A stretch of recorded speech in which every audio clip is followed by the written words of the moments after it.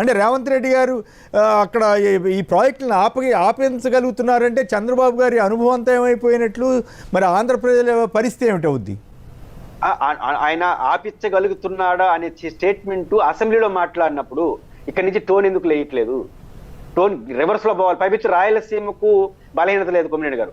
రాయలసీమలో పోతిరెడ్డిపాడుకు కానీ, ఎస్ఆర్బీసీకి కానీ, హెచ్ఎల్సీకి కానీ, ఎల్ఎల్సీకి, భైరవాని తిప్ప, గుండ్రేవల గుర్తులేదు ప్రాజెక్టులు చెప్తున్నాను. ఈ ప్రాజెక్టులన్నిటికీ 132 టీఎంసీలు నికర జలాల హక్కు ఉంది. దక్షిణ తెలంగాణలో హక్కు లేదు. రంగారెడ్డి ఎత్తిపోతల పథకానికి గాలేరు నగర్ లాగానే హక్కు లేని ఆయన హక్కున్న ప్రాజెక్టులు ప్రభుత్వాన్ని దబాయిస్తున్నాడు. ఎందుకు వచ్చింది ఆ ధైర్యం? ఇక్కడ నుంచి సరైన స్పందన లేదు కాబట్టి జగన్మోహన్ రెడ్డి గారు 1.5 month బ్యాక్ అక్కడికే వస్తున్నా. జగన్మోహన్ రెడ్డి గారు 1.5 month ఒక లెటర్ రాశాడు, మీకు చుట్టుంటే, ఆంధ్రప్రదేశ్ ముఖ్యమంత్రి.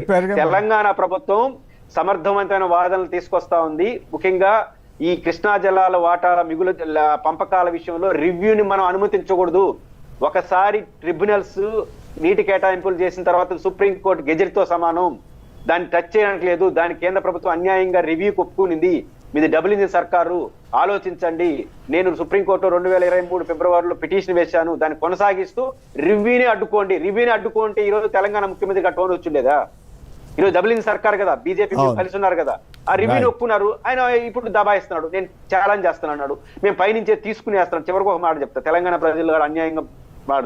ఇప్పుడు కొమ్మినేని గారు మీరు రోసయ్య గారు ముఖ్యమంత్రి ఉన్నప్పుడు శ్రీశైలం డ్యామ్ 2 గేట్లు పనిచేయాల, కర్నూలు మునిగిపోయింది, మేము మునిగిపోయినాం. కానీ జోరాలే ఆపేస్తే మీరు మునిగిపోతారు. ఇట్లాంటి విచిత్రమైన ప్రకటనలు ఆపేసి వాస్తవాలు వాళ్ళు ఉండాలి. ఆంధ్రప్రదేశ్ ముఖ్యమంత్రి గారిని ఈరోజు స్పందించమని మేము రిక్వెస్ట్ చేస్తున్నాం. మీరు స్పందించకపోతే ఖచ్చితంగా రేవంత్ రెడ్డి గారు చెప్పిన మాటలు నమ్మాల్సి వస్తుంది. కానీ మీరు స్పందించాలి. రాయలసీమ హక్కుల విషయంలో ఫర్మ్ గా ఉండాలని నేను డిమాండ్ చేస్తాను.